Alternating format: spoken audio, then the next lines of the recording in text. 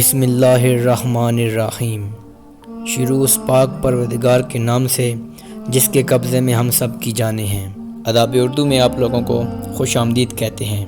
میرے محترم ناظرین، آج کی ہماری ویڈیو کا موضوع اور آج کی ہماری کہانی ایک بادشاہ کی کہانی ہے۔ ایک بادشاہ جس نے اپنے وزیر سے 3 سوالات پوچھے اور اس کے وزیر نے کیوں ایک کتے کا جوٹا پیا۔ تو چلتے ہیں ویڈیو کی طرف۔ پرانے زمانے کی بات ہے کہ ایک بادشاہ نے اپنے وزیر سے پوچھا کہ اس کی زندگی کی سب سے بڑی خواہش کیا ہے۔ وہ وزیر نہایت عاجزی کے ساتھ کہنے لگا کہ حضور، دنیا کی خوبصورت ترین سلطنت کے مالک آپ ہیں۔ اگر میرے پاس اس سلطنت کا 10واں حصہ بھی ہوتا تو میں خوش نصیب ترین انسان ہوتا۔ بادشاہ نے اپنی وزیر کو آدھی سلطنت کا مالک بنانے کے لیے کہا۔ وزیر مزید حیرت میں پڑ گیا اور کہنے لگا، یہ بھلا کیسے ممکن ہے؟ بادشاہ نے فوری احکامات لکھنے کا حکم دے دیا۔ پہلے حکم کے نتیجے میں وزیر کو بادشاہ کی آدھی سلطنت کا مالک بنایا جائے گا۔ حکم کے مطابق وزیر کو بادشاہ کے 3 سوالوں کے جوابات 30 دن میں دینا ہوں گے۔ اگر نہ دے سکا تو اس کا سر قلم کر دیا جائے گا۔ بادشاہ نے اس کے بعد اپنا پہلا سوال پوچھا، سب سے بڑی سچائی کیا ہے؟ دوسرا سوال، انسان کی زندگی کا سب سے بڑا دھوکہ کیا ہے؟ تیسرا سوال، زندگی کی سب سے بڑی کمزوری کیا ہے؟ وزیر نے اپنے بادشاہ کے یہ سوالات ملک کے دانشور اور ذہین لوگوں کے سامنے رکھ دیے، لیکن کوئی بھی تسلی بخش جواب نہ دے سکا۔ چنانچہ وہ ان 3 سوالوں کے جواب تلاش کرنے کے لیے نکل پڑا۔ در در کی خاک چھاننے کے بعد اس کی ملاقات ایک درویش سے ہوئی جو روٹی پانی میں ڈبو ڈبو کر کھا رہا تھا اور اس کے ساتھ ہی اس کا کتا پیالے میں دودھ پی رہا تھا۔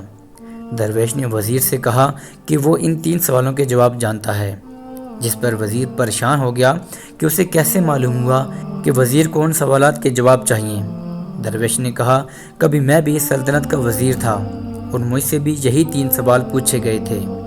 مجھے ان 3 سوالوں کے جواب بھی معلوم تھے، میں نے بادشاہ کو بتائے بھی تھے، مگر آدھی سلطنت کو ٹھکرا دیا اور اس جھونپڑی میں آ کر بیٹھ گیا۔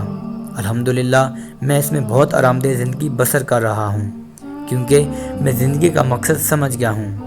اس درویش نے نوجوان وزیر سے کہا وہ اسے 2 سوالوں کے جواب بتا دے گا، مگر اسے تیسرے سوال کے بدلے میں درویش کی ایک شرط ماننی پڑے گی۔ وزیر نے اس شرط کے بارے میں پوچھا تو درویش نے کہا کہ تمہیں اس کتے کا جوٹا پینا پڑے گا، جس پر وزیر کو غصہ آیا اور کہنے لگا، اگر مجھے تم سے غرض نہ ہوتی تو تمہارا سر قلم کر دیتا۔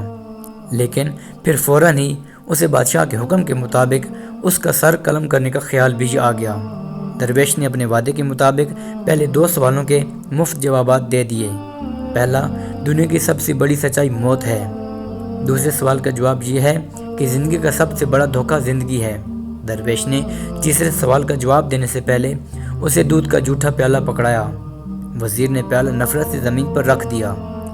درویش نے کہا، تمہارے پاس 2 راستے ہیں، تم انکار کر دو تو شاہی جلاد تمہارا سر اتار دیں گے، یا پھر یہ دودھ پی کر اپنی جان بھی بچا لو اور آدھی سلطنت کے مالک بھی بن جاؤ۔ وزیر کافی دیر سوچتا رہا، یہاں تک کہ عزت نفس ہار مان گئی۔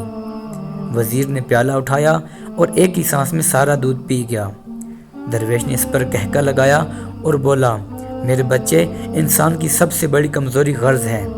غرض تو اسے کتے کا جھوٹا دودھ پینے تک مجبور کر دیتی ہے، اور وہ یہ سچ ہے جس نے مجھے سلطنت چھوڑ کر یہاں بیٹھنے پر مجبور کر دیا تھا۔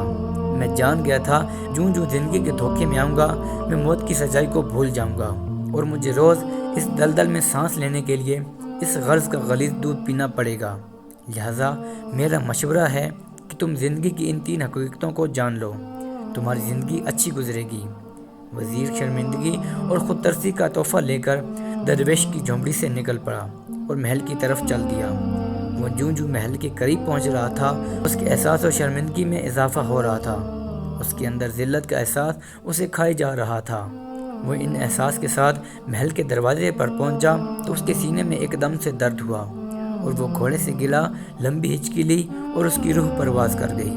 محترم عزیز دوستوں، اس حقیقت سے انکار ممکن نہیں، موت ایک دن ضرور آنی ہے اور اسے ٹالا بھی نہیں جا سکتا۔